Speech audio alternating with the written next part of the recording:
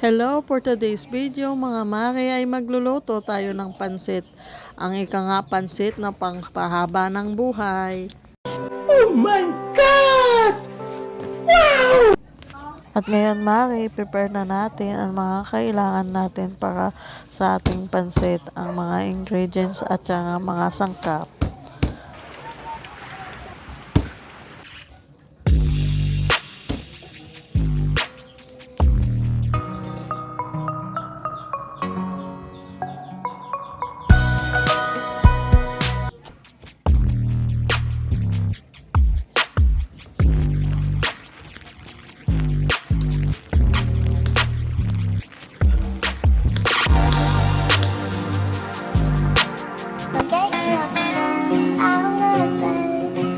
Well, you done me in your bed, I felt it. I tried to beat you, but you're so hot that I melted. I fell right through the cracks.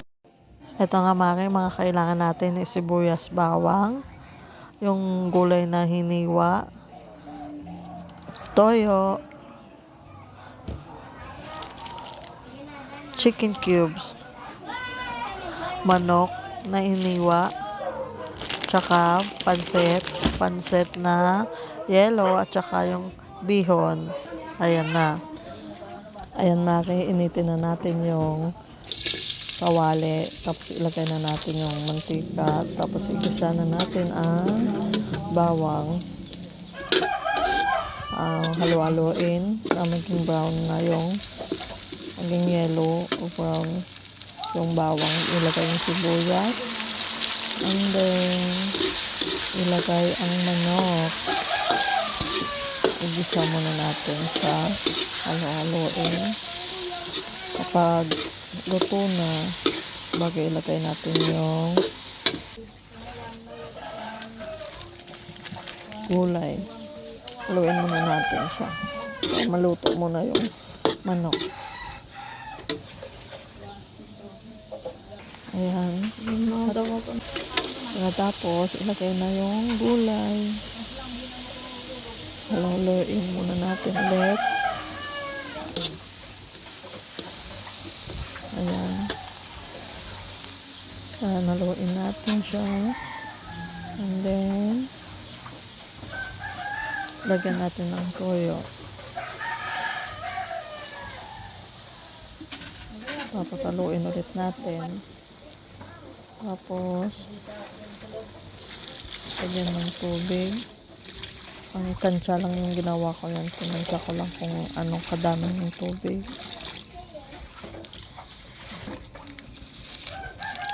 Alagayan natin ng seasoning. Ayan.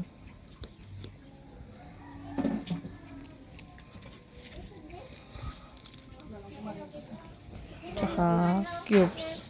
Chicken cubes po ang nilagay ko. Tintayin natin kumulo. Tapos kapag kulo na, ilagay yung bihon na yellow, yung malaking bihon. Halo-haloin muna natin. Kapag kumulo na ulit, pag kumulo na yung bihon, ilagay din natin. Ayan, kapag kulo na siya, isunod na natin yung bihon.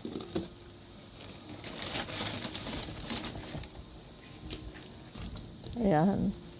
Ilagay natin lahat. Tapos bago haluin, yan, halo-haloin lang natin hanggang maluto po siya at mawala na yung sabaw niya. Kapag wala ng sabaw, tatikman muna natin kung okay na ba yung lasa natin ng ating pansit. Ayan. At yan, okay na. Luto na. Wala na siyang tubig. Wala na siyang sabaw. Yan, okay na siya.